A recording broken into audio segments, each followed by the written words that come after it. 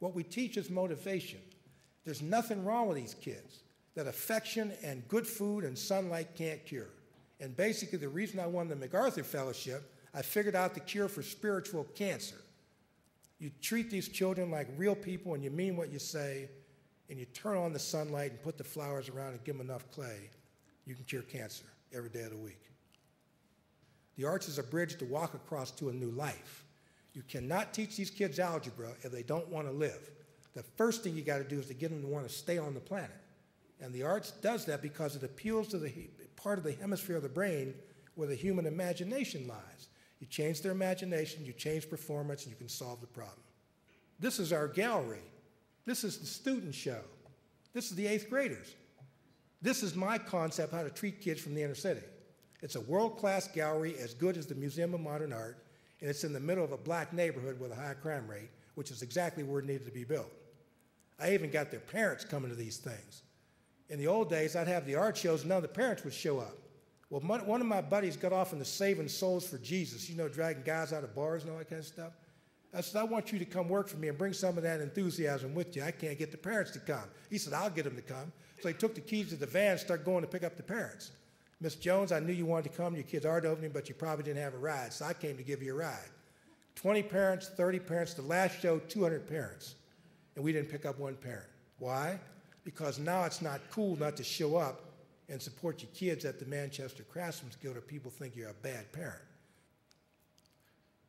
This is our music hall. I stuck a music hall in the north end of the building while I built it. I'm very glad I did, because a guy named Dizzy Gillespie showed up. He's a trumpet player. And I said to Dizzy Gillespie, why would you come to a black-run school in the middle of the inner city, don't even have a reputation in music? He said, Billy Taylor told me a black guy built it. I didn't believe him, wanted to see for myself. And you're too young to appreciate what you built here, but I'm not. And you ought to build one of these centers in every city in America, and I'm going to help you do it. I said, well, man, you came here. That's enough. He said, no, I'm going to allow you to record the concert. I'm going to give you the rights to the music, which you did. And then he told a guy named Wynton Marsalis what we were up to, so Wynton dropped by, and then Wynton's father came by, Ellis Marsalis, who's a heck of a piano player, man. Y'all have heard of the Grammys? Well, we won 4. 9 nominations, 4 Grammys. I think we have the highest win ratio of any record company in the world in a black neighborhood that's been given up on for dead. And Paul Simon's engineers designed this acoustically perfect recording facility, which we use, and Nancy Wilson's last 2 Grammys were recorded with us. Now, them flowers sitting around, they ain't plastic either. Those are real. Those are called orchids. And the reason I have them in my building is I grow them in that greenhouse. I built a 40,000 square foot greenhouse next to my training center. I got the black folks growing orchids in the middle of the inner city, man, big time. This is one of the hippest greenhouses east of the Mississippi River. And not only are we growing the orchids, we're selling them to the grocery stores and Whole Foods. And we're now supplying most of the retailers within an hour of Pittsburgh. We ain't going to get rich selling orchids, but we'll do okay.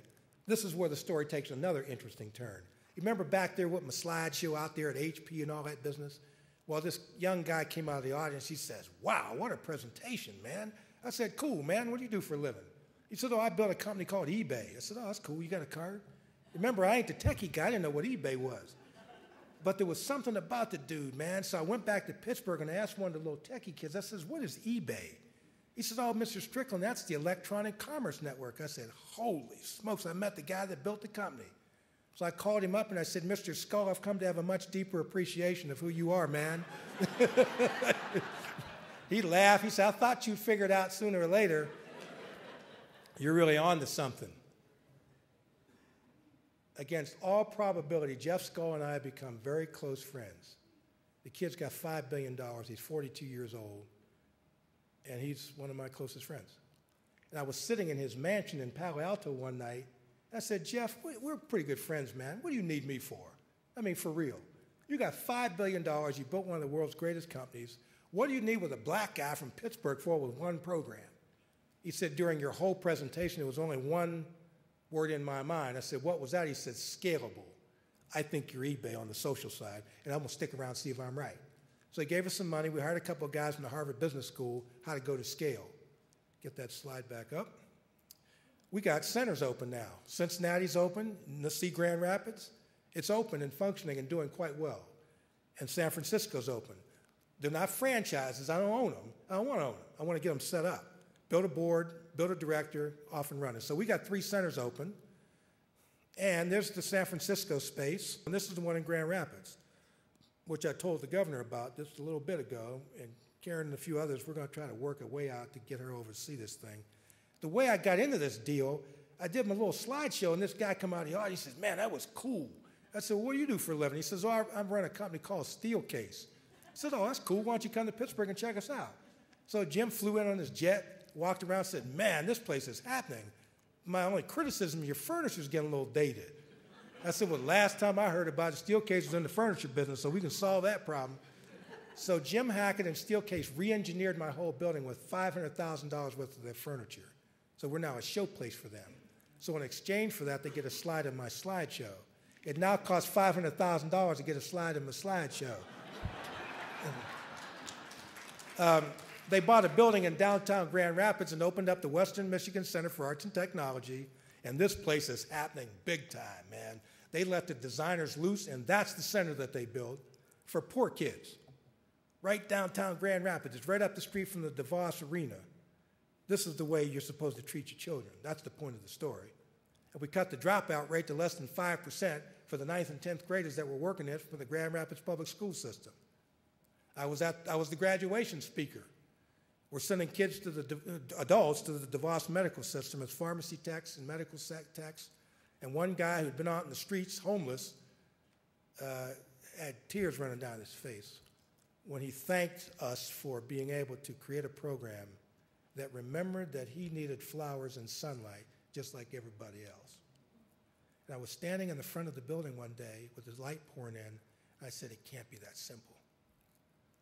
It can't be as simple as treating people with dignity, but I think it is that simple. And the Jews and the Arabs are proving that I ain't crazy, man. But I know that because you're bright and you care about things like love and sunlight and human possibility, you also must suffer a form of depression too. You must get discouraged. My job today is to let you know that there's nothing wrong with you. There's a lot right with you. And that you're not alone. What I've discovered is the cure for my depression is to make friends in every town where I go. When I go back, I won't be so lonely. And if I haven't done anything else today, then make a couple of friends, and I think I've done my job. And thank you for being the good people that you are.